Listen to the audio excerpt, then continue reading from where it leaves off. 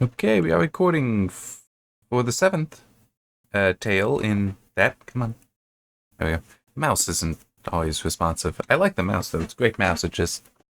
You can tell I've had it for years and years for years. Anyway, the seventh? Seventh is Rapunzel. Um, I'm not really sure how much I'm going to have to say on it. Uh, but I think for the most part we know the story, and it's largely. Well, I don't think I've ever heard a version of it that's that inaccurate. Couple want a kid. Not having much luck. Um, it.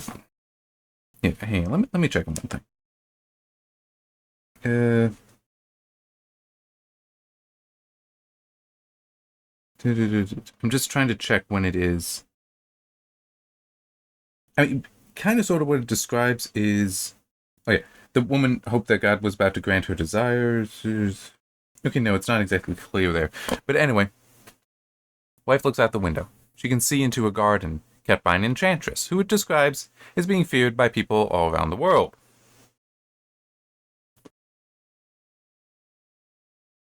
Anyhow, getting to it, and she sees some rampion in there.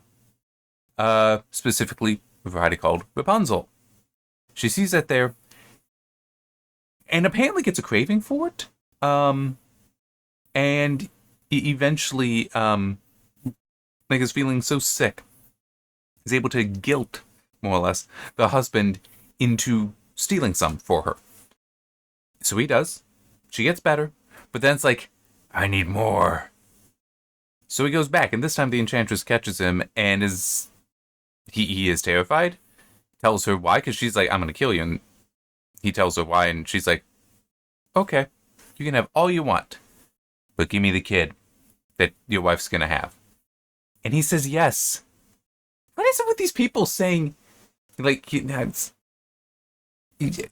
being willing to give up their children?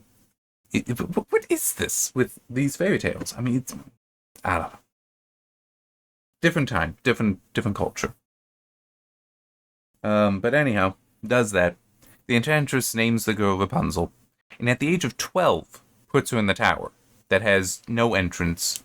It's just, the whole Rapunzel, Rapunzel, let down your hair, which she does, although she puts it on a hook first, so she's not bearing the whole weight. And that's how the enchantress will go up and visit her. Passing her time, she sings. Prince hears that, and seeing that there's no way up, just basically decides to, every day, go by and continue to hear her sing. But ends up catching the enchantress saying the command is essentially to have her drop the hair out so he can now climb up, which surprises her, understandably so. But he speaks to her as a friend, is how he puts it there, and is essentially saying, I love you, the beauty of your voice, you're beautiful, you're wonderful, let's get married. And she says yes. Believe it or not, that I have an easier time accepting than I want your kid. Okay, here. Just because it's like, in theory, I do think it's possible for somebody to have love at first sight, but also just decide yes and accept this situation and go with it. I can understand that. But the idea of you ask for my kid, I'm sorry, I'm really expecting somebody to start going, not easily. I mean, come on. Anyhow,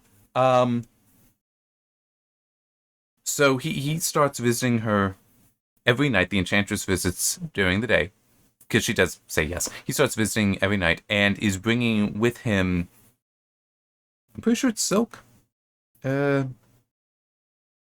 skein of silk, so that she can weave a ladder out of it, because she needs to be able to get out. Obviously, he can go up and down using her hair, but how can she get out?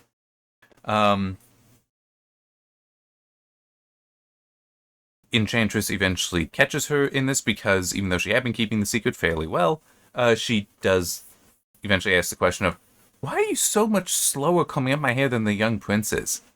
What? So the enchantress responds by cutting off her hair and then casting her out into the desert. where she is miserable and all that. Okay. Um, but she keeps the hair because she's gonna. Now she knows that the prince is gonna come, and she wants to kill the prince.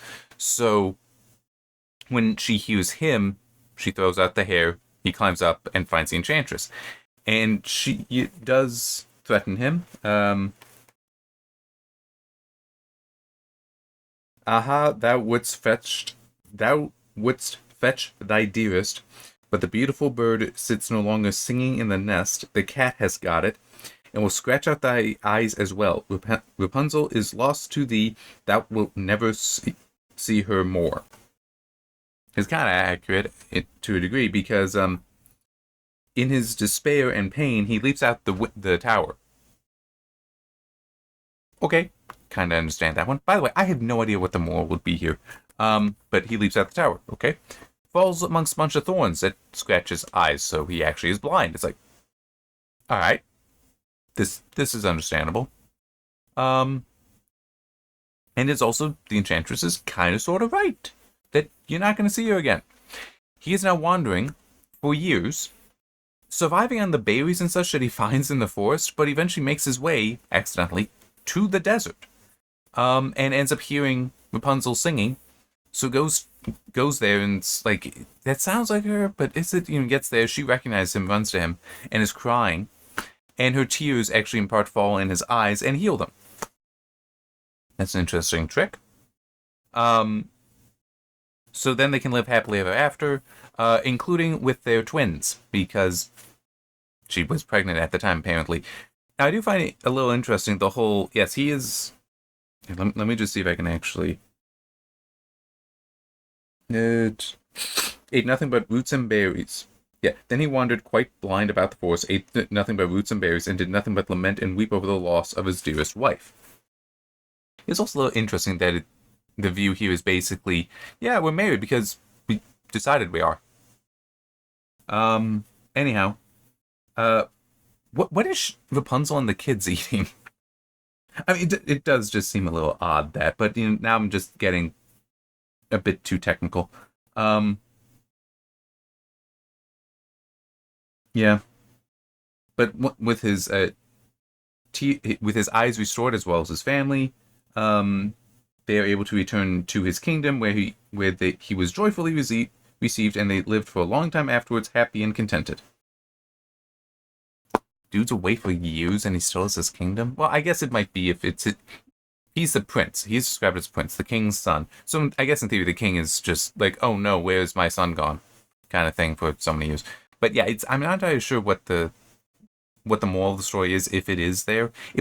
Honestly, it's possible it's a story kind of built around just the whole expected mothers have cravings and just can get a little, it's like you got to do it. It sounds weird, but and then build out the rest of the story here. I don't know. I'm not sure if there really is a moral here. Well, I guess the dad also should have gone and asked the enchantress, hey, can I have some of that? My wife really wants it. Like, do you understand? My wife wants it, okay? Like, I don't want to be here. You're probably going to kill me. But that's still going to be easier on me than telling her no. Can you help me?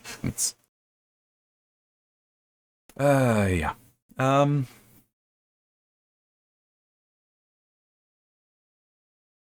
just trying to think if there's anything else to mention, but nothing really is coming to mind. Because I can't even quite figure out why the story exists, aside from the cravings aspect. Or what maybe there isn't a moral to it. But yeah, it is seemingly just a story. Which, hey, nothing wrong with that. Nothing wrong with the story just being a story.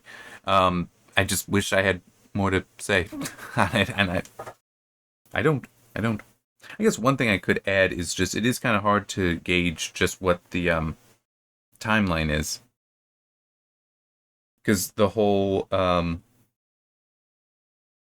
that's not the page. Rapunzel grew into the most beautiful child beneath the sun. When she was 12 years old, the enchantress shut her into a tower, which lay in a forest and had neither stairs nor doors, but quite at the top was a little window.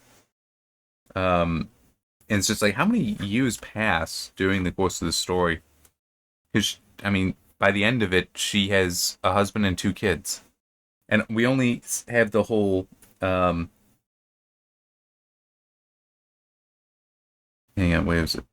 Thus he roamed about in misery when he was blind for some years, and at length came to the desert where Rapunzel, with the twins to which she had given birth, a boy and a girl, lived in wretchedness.